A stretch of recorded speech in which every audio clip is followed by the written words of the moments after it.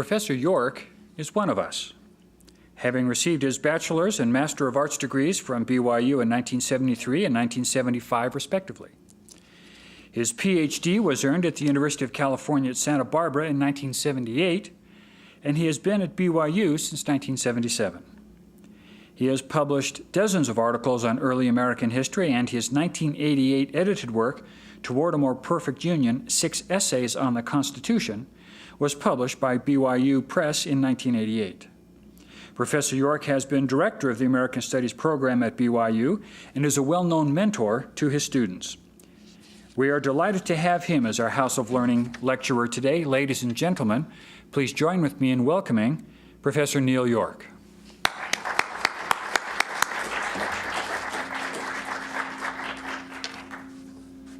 Thank you, Brian.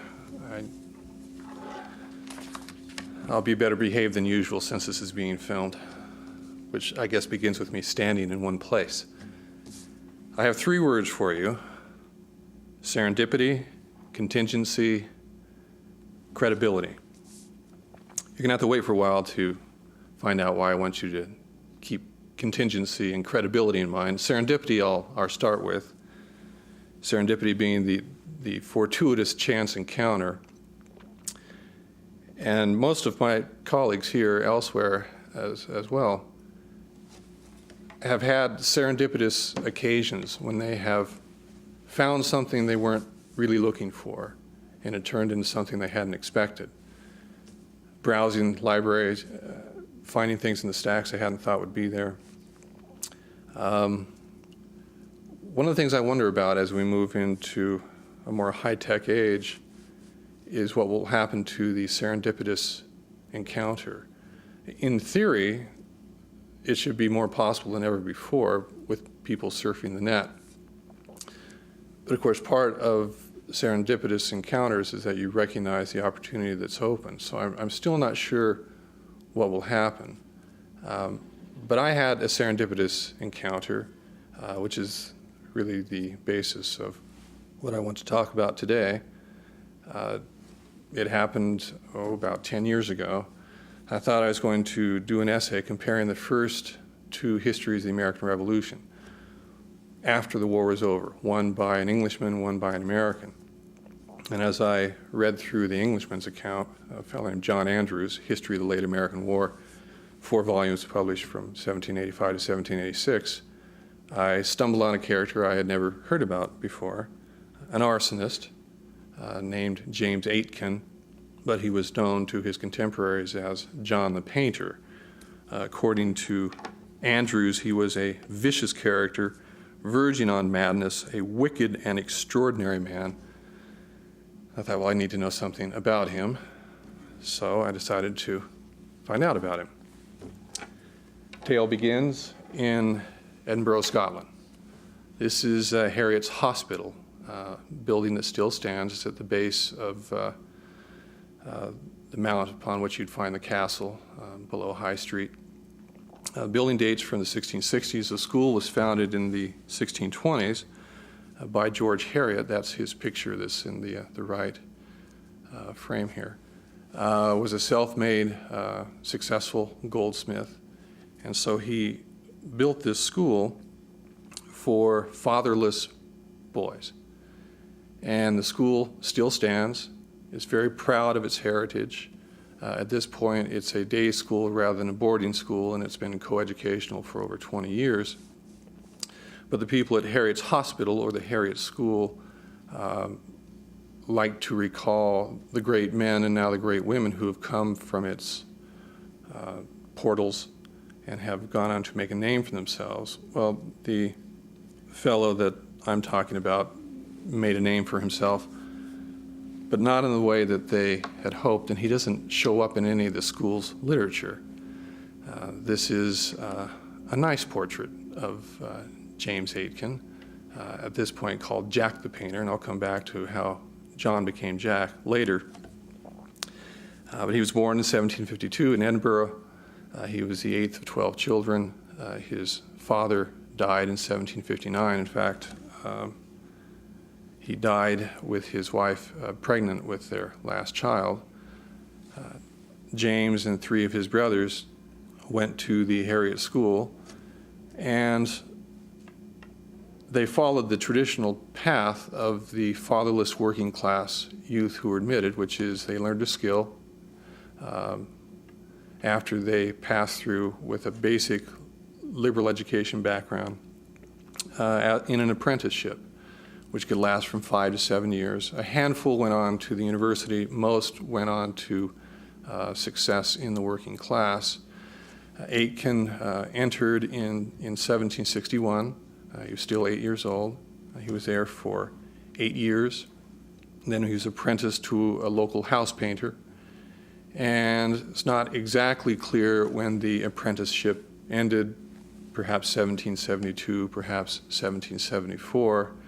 But at that point, he went out to make his way in the larger world. Now, exactly where he went, what he did, is a matter of a fair amount of dispute, because what we know about him is after the fact, after he became infamous in supposed autobiographical accounts that were published after his death. What we do know is that not too long after having left, he got himself into trouble. He didn't really like painting houses. He made his way to London and became adept as a housebreaker, a burglar, a highwayman. Even at some point he was confessed that he had become a rapist. Not a very good young man. But he fell into the crowd that could expect to end up incarcerated or executed in the sort of scene that you see here, this sort of chaotic idle prentice at Tyburn, where we have the public display of the executed felon. Keep in mind, there are a fair number of people who became felons and who were executed, because there are over 160 capital offenses under English law at this time. And Aitken more or less squandered the educational opportunity he had been given to follow this life of crime. At some point, he apparently came to the colony. It's not clear. One account said that he was here by 73. He participated in the Boston Tea Party. Doubtful. Another account simply says that he made his way to Virginia, got himself into trouble, made his way back to England. But in any event, he was back in the British Isles and in England by 1775, quickly returned to his thieving ways, but he had an epiphany. He went to the town of Oxford, overheard a conversation in a pub, and this is the fall of 1776. And between beers, a couple of the fellows there were talking about the American War, how it was not going all that well, and that it could go much worse if something were to happen to the Navy. That the Navy was really the only reason that Britain had become a great power. And as the Navy went, the nation went. And the Navy was dependent on its dockyards. No dockyard facilities, no new construction, no repair. And as he supposedly put it in one of the autobiographical accounts that circulated, it is amazing with what force this conversation kept possession of my mind. I believe it never left me afterwards. In the night, I had 1,000 ideas, all tended to show how important would be the event in favor of America, provided these dockyards and shipping could be destroyed.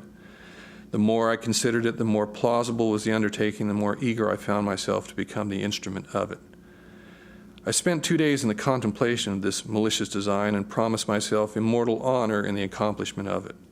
I beheld it in the light of a truly heroic enterprise, such as would never have been equaled to the end of time. I was persuaded it would entitle me to the first rank in America, and flattered myself with the ambition of becoming the admiration of the world. Well, he knew that by October 1776, there was an American in Paris named Silas Deane, and he was a representative of the American government. He was there trying to get the French to recognize the American claim of Independence, which the French were reluctant to do at that point. So Aitken made his way across the channel to meet with Dean. Dean didn't want to meet with him. He was kind of scruffy looking, unkempt. However, he had an intriguing idea, which Dean had a hard time resisting, which is he proposed to destroy the British Navy by destroying the dockyards. And he designed an incendiary device to carry this off, where he could have any tinsmith or any blacksmith make a tin tube, rectangular in shape, 10 inches high, 3 inches on each side, poke holes in the top of the tube, put inside the tube a wooden box, a hole in the wooden box, have a candle protruding from the box,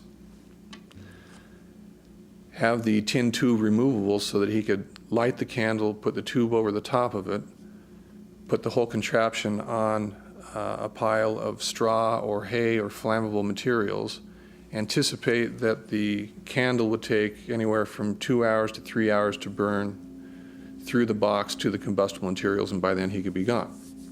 So it's a device that puts him in the rank of terrorists, and there are others who've written about him who in fact characterize him as a type of terrorist because of this device, which after all could indiscriminately destroy property and potentially people. Dean decided it was worth the risk. He probably also understood that he could engage in what we now call plausible deniability, and if Aitken was captured, he could say, I have no idea who this person is and what he's talking about. Aitken returned to England and went to his targets. Now, at this point, there were 6 royal dockyards. The 2 so-called western yards, Plymouth being the westernmost, which you can see at the far left. Your eyes have to be really good for this. I can barely see them from here. Portsmouth to the right of that, if you're looking along the south coast of England on the Channel. Then the other 4 yards up by London. So if you look more toward the center and the right, you'll see London, the Thames flowing out to the North Sea. And there are the 4 yards there with Deptford and Woolwich, and then on the Medway, Sheerness and Chatham. Now, these docks were crucial in the construction and maintenance of British warships. These are the battleships of their day. The Victory is the most famous of them. The Victory does, in fact, date back to this generation. This is not a model of the Victory. This is a 110-gun ship. The mainstay of the British Navy at this point, a so-called third-rating ship of the line, was a 74-gun vessel. This is just the picture of the hull of one of them. It's a model, obviously. A 74-gun, 2-deck ship of the line could take as many as 3,000 trees in its construction. Elm for the keel, oak for the hull, and that those oak needed to be about a century old. They needed to be air or kiln dried for 2 to 4 to 6 years. They needed pines and all sorts of other materials for spars, for masts, for guns, hemp for cordage, up to 100,000 feet of rope. From the general utility rope, which would be 3/4 of an inch thick, to the so-called wolding, which would be 18 inches in circumference, which was used to wrap the base of the mast, used on the bowsprit. It took 6 to 8 years to build one of these ships. They had to be dry docked every 5 years or so for up to 6 months at a time. Very sophisticated operations. One of the things we don't really appreciate when we make the distinction between so-called pre-industrial and industrial ages is that somehow everything earlier the Industrial Revolution was simpler and easy.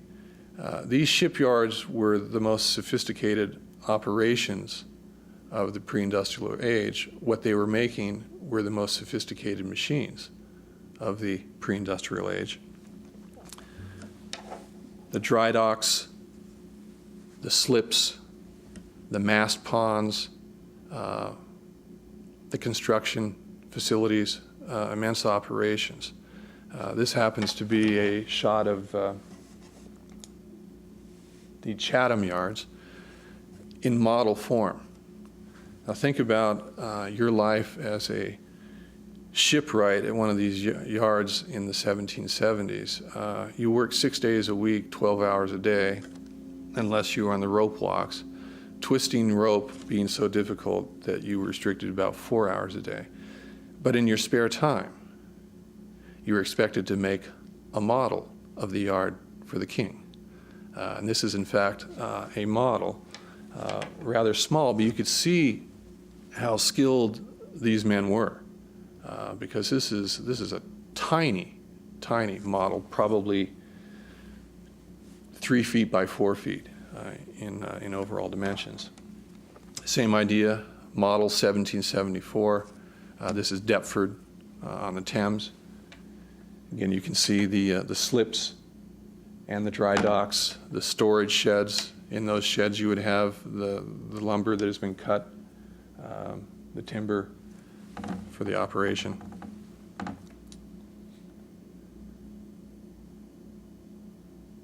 Dry dock at Plymouth.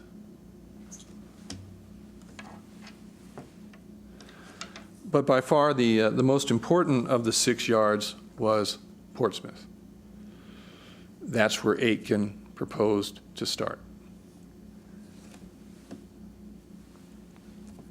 Now the Portsmouth Yard is in the upper right here. So as you're looking at it, the city or the town of Portsmouth is the lower right. Just above that is the common, or what eventually would become the community of Portsea. And then above that, the top center right is the yard itself. The yard covered about 300 acres, had 2,000 employees.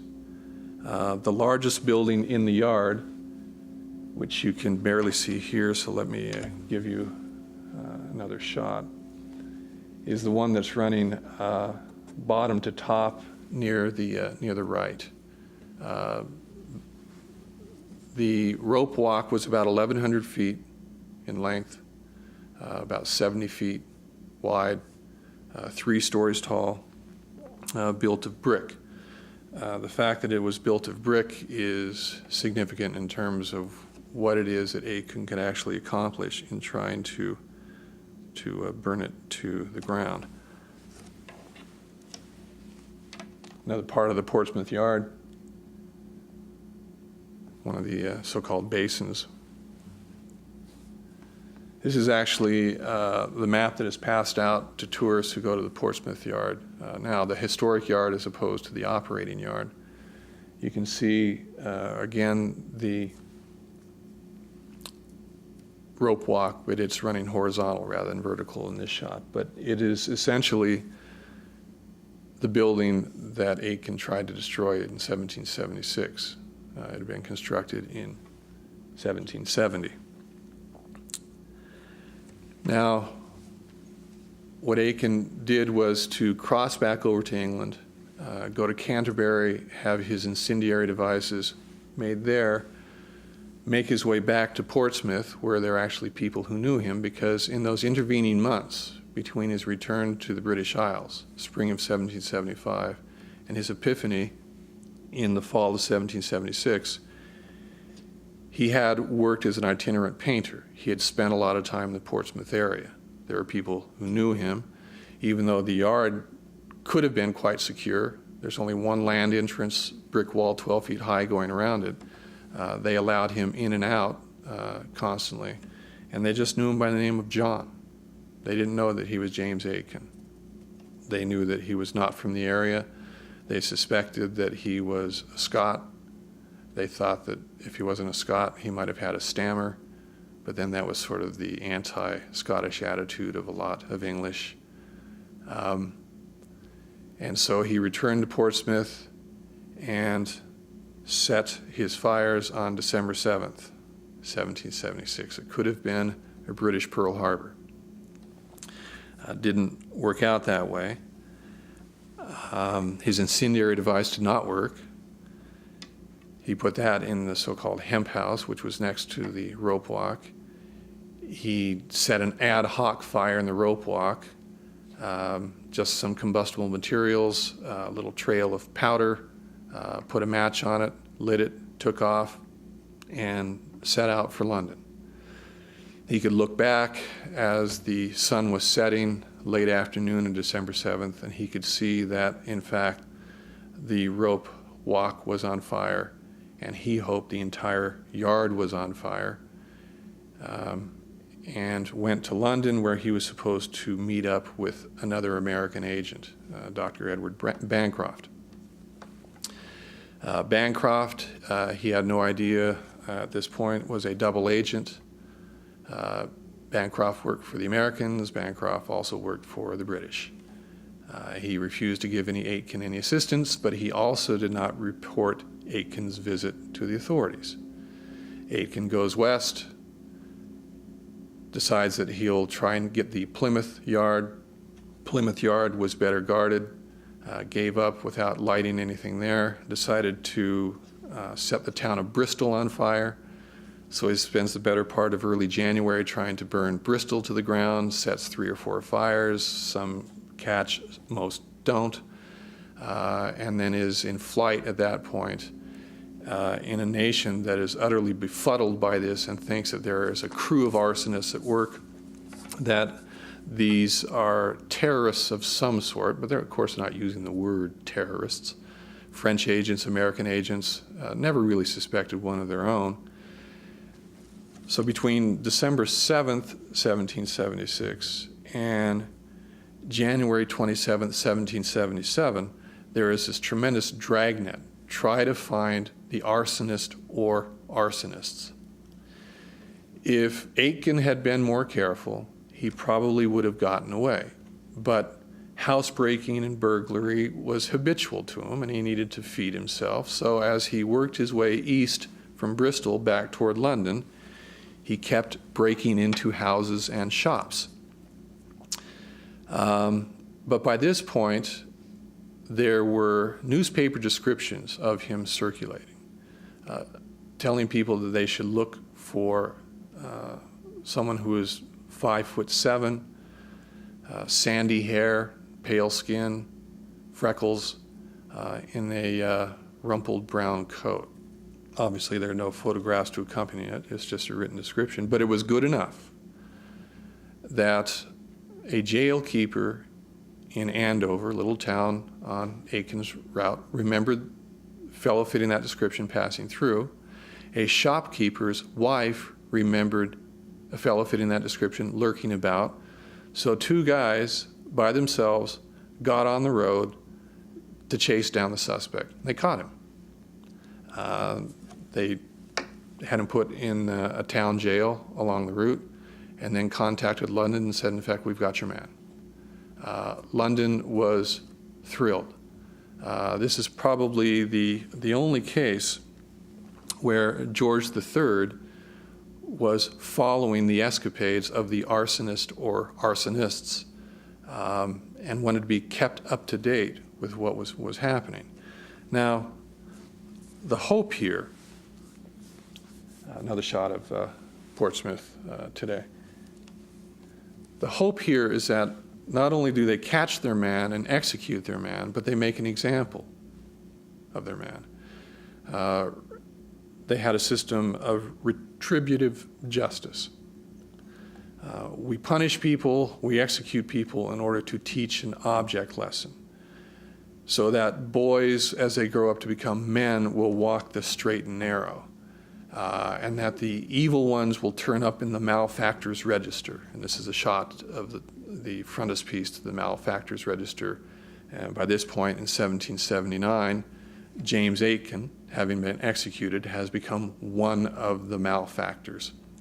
Here you see the mother advising her son in no uncertain terms what awaits him if he becomes a criminal, with the hanging post and the noose in the background. So the whole point of this exercise is not simply to convict him, but to get him to be contrite and to confess and to advise other boys who became men not to follow in his footsteps. Now, of course, this kind of system of retributive justice only works if those who are about to die fear something other than that immediate death. There has to be that haunting sense of eternal damnation if, in fact, they are caught in a crime that, after all, is also a sin.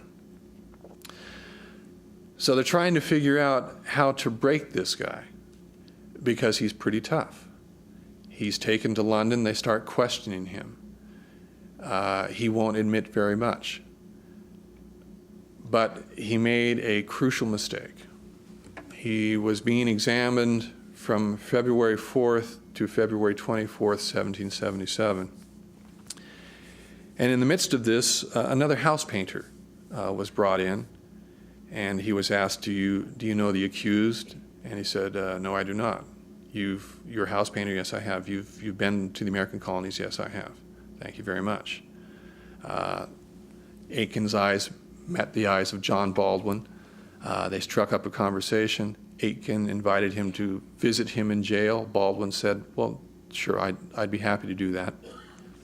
And Aitken started talking to him pretty innocently the first couple of days, but by the end of the first week, he was starting to divulge things to him. He couldn't resist bragging about having met Silas Deane in Paris.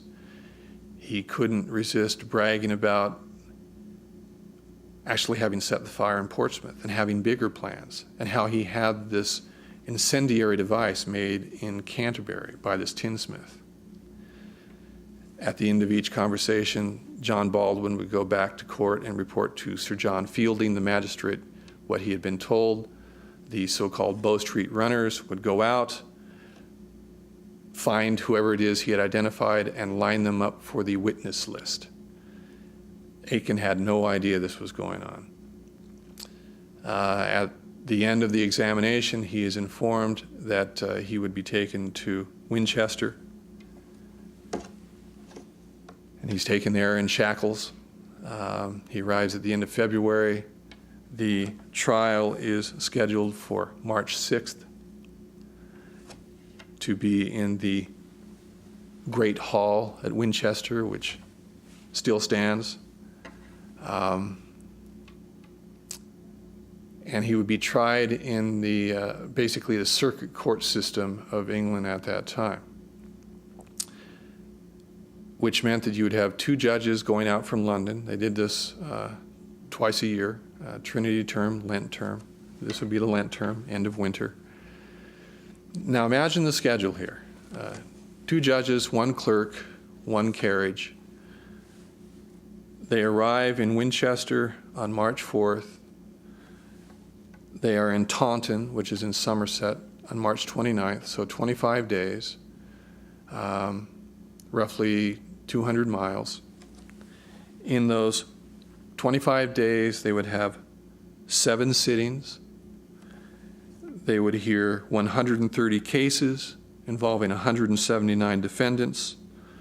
All 179 faced possible execution because these assize court judges only dealt with capital offenses. In Taunton, which was the last place that they went on March 29th, a Saturday, they heard 27 cases. That's summary justice. Of the 179 accused, 40 were found not guilty. The rest were found guilty. 28 were sentenced to hang. Only 4 were actually hanged. James Aitken would be one of those who was in fact hanged.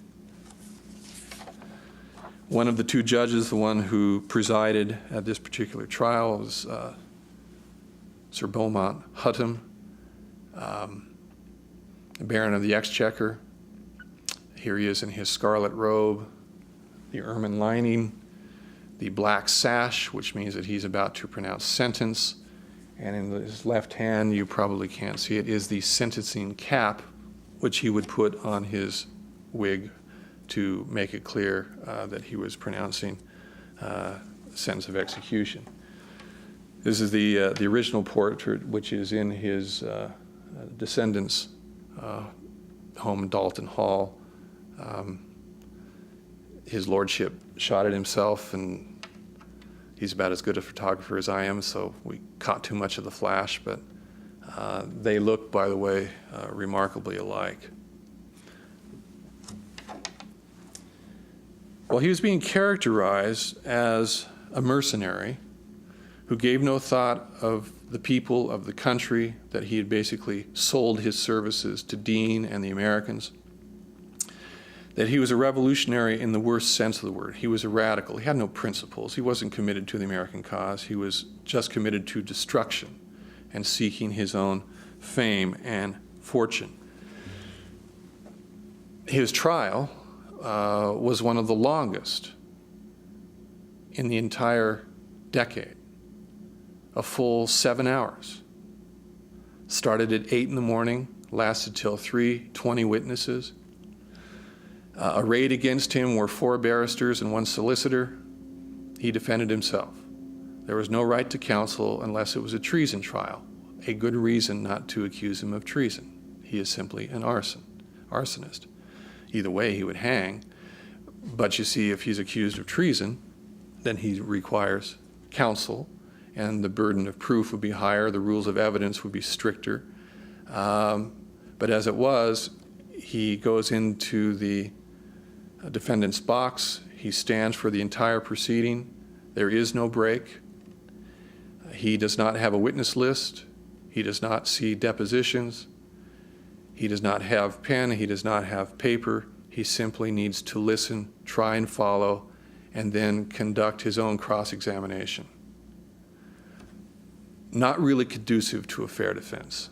And there were, in fact, legal reformers at the time who pointed out this sort of problem. Not too surprisingly, with John Baldwin showing up to testify, and the witnesses who were rounded up as a result of his subterfuge, Aitken was finished. He didn't know it until he saw Baldwin come into the room, and then he saw that, in fact, his case was hopeless. The jury didn't leave the box. They basically glanced at each other. Foreman stood up and pronounced him guilty. Huddam gave the traditional speech of, you're getting your just rewards, repent, go to your God with a clear conscience. He wasn't going to give them that initially. Eventually, he did. He is executed in Portsmouth on March 10th. There are 20,000 people there to see the execution. They took the mizzen mast from a dry dock ship and erected it just for that purpose, so that he was hauled up 65 feet. His neck was not broken, so he suffocated. It took him a while to die. But before he died, he made a speech, and the speech was exactly what they wanted. Good people, I am now going to suffer for a crime the heinousness of which deserves a more severe punishment than that which is going to be inflicted. My life has long been forfeited by the innumerable felonies I have formerly committed, but I hope God in his great mercy will forgive me, and I hope the public, whom I have much injured, will carry their resentment no further, but forgive me as I freely forgive all the world, and pray for me that I may have forgiveness above. I die with no enmity in my heart to his majesty and government, but wish the ministry success in all their undertakings, and I hope my untimely death will be a warning to all persons not to commit the like atrocious offense. After finishing his speech, he dropped the handkerchief. That was a sign to be hauled up, and that was it. Well, he would survive as a boogeyman for years. The body was gibbeted, which meant he was put in an iron cage, a blockhouse point across from the yard. His remains became carrion. The exact fate of his remains we still don't know. But with time, see, he could be turned into the local, colorful character. The Great Fear of 1776, 1777 could be transformed into the curiosity of the 21st century of what an odd little fellow, what a strange thing he tried to do. How nice that we captured him, and how nice that he saw the error of his ways.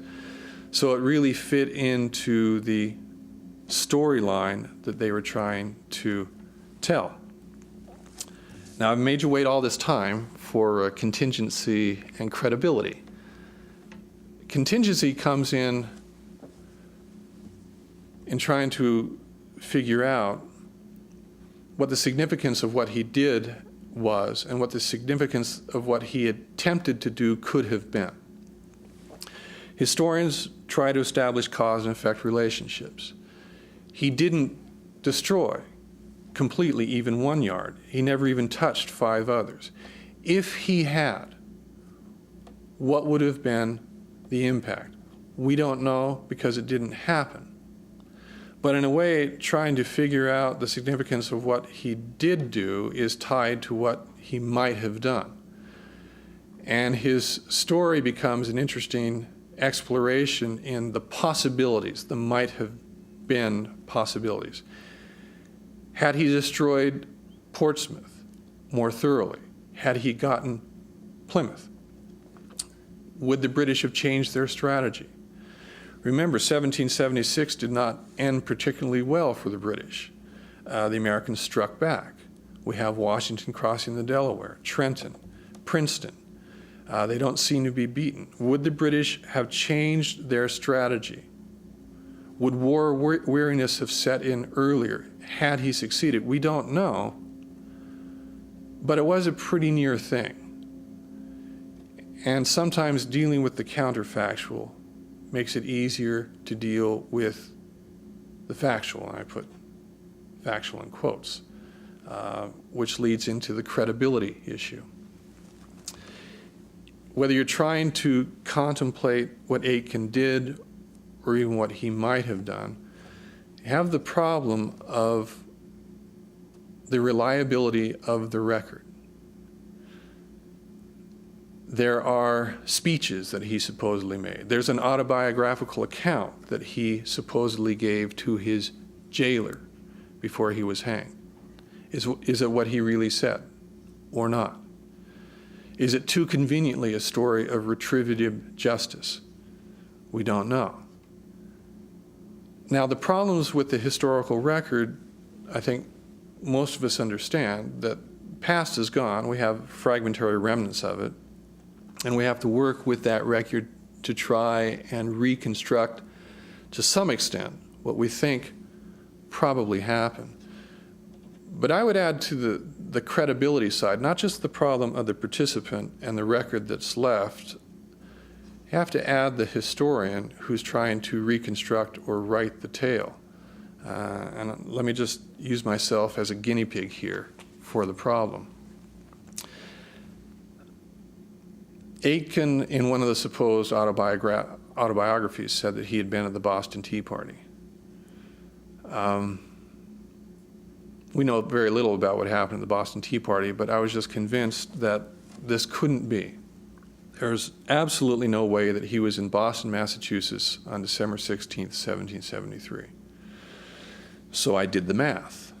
All right, he was apprenticed to a painter in 1767. The typical apprenticeship was 7 years. So I decided, end of subject. I don't have to explore anymore. I have my answer. He lied.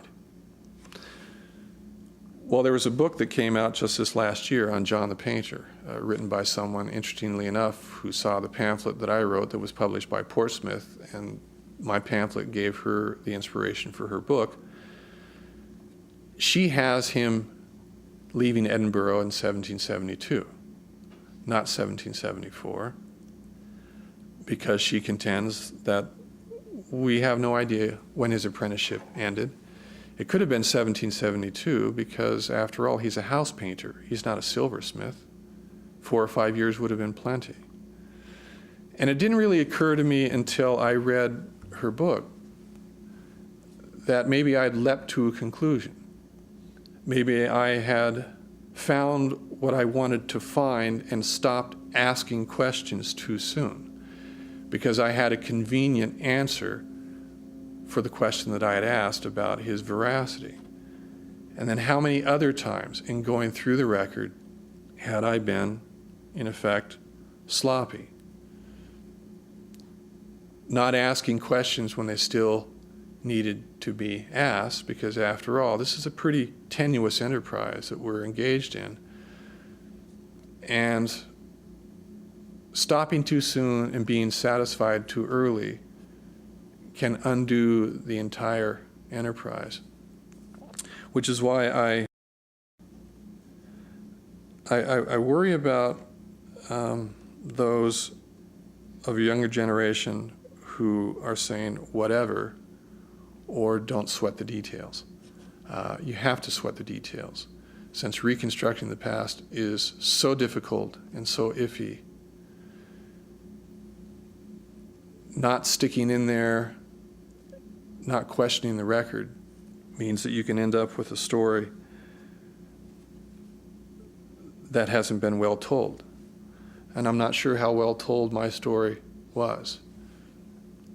Being sloppy took James Aitken to the scaffold.